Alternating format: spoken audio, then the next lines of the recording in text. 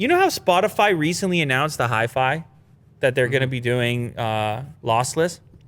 Was it lossless or just higher? It was lossless, right? Lossless, yeah. Yeah, and I find this article, really nice little article over here on the Next Web. Who is the author of such an article? It is written by Napier Lopez.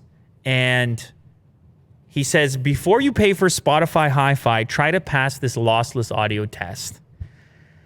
And essentially what this is it's a test that plays back the same song at a different bit rate, essentially. And it's an A/B test, and you listen to it 5 different times, and you have to accurately connect which one was which. And then you do it again on a different song, and then you do it again on a different song. There's a website you can go to.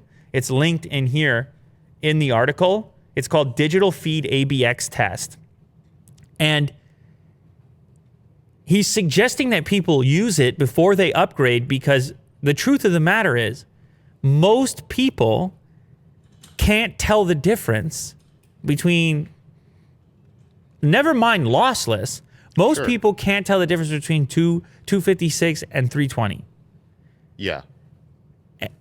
Let me give you some. Now, you know what? Before I give you some statistics, I should tell you that a lot of this has to do with your listening environment.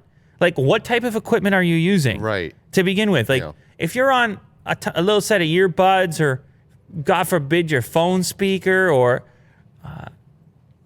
just wireless transmission of some kind, you're already at a point where probably this enhancement is insignificant. Mm-hmm. And actually what he found in his comparison is, first of all, even with $400 headphones, he couldn't tell the difference. Or really? he failed the test. Oh. Then there's a couple times he could pass it, but he needed the perfect environment. I had to listen to components of the song over and over and over again to be able to get it. Bringing into question, if it's that razor thin, do you really want to be paying extra money on the monthly for it? Right. It makes me think, okay, if people are wanting to subscribe to this, what is this, subscription? Who are these people? They're probably audiophiles. Right? Absolutely, have to be.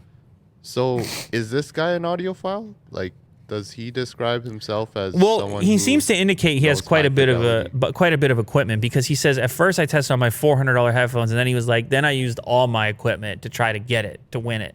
Mm-hmm. So I'm thinking, okay, I'm assuming that means some separate amplification and wired headphones and the whole thing. Are you gonna try it? Did you try it? I tried it, yeah. Oh, okay. But I just tried it with wireless headphones.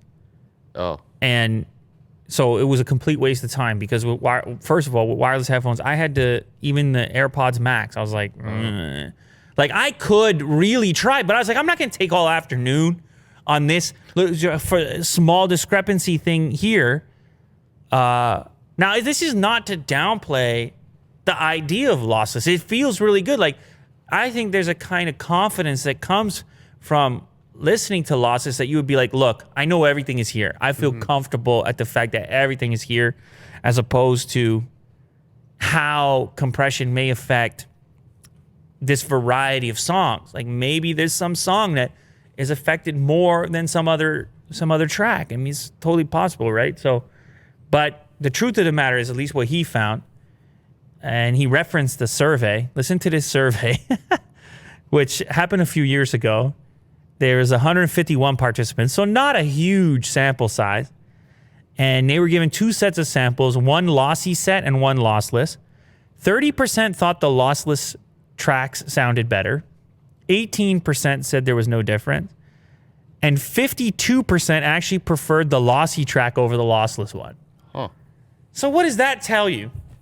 It's like, what are you even listening for? Uh-huh. Like, what is good? And what do people like? It's razor thin, this thing. So I'm glad that they're adding it for those individuals who can really discern the difference. But I think for the majority of the population and the majority of listening habits, it's not a real thing. And so have yourself a fun time, wire up your chain how you listen to music, go check it out on the test. If the difference is immediately discernible to you, the way you listen to music, in other words, your setup, then okay, go for it. But if you can't tell a difference at all on your setup, then you might want to resist the urge to add the extra feature. Right. But there is the peace of mind aspect. Just knowing you have the best version of something is kind of, it's worth something.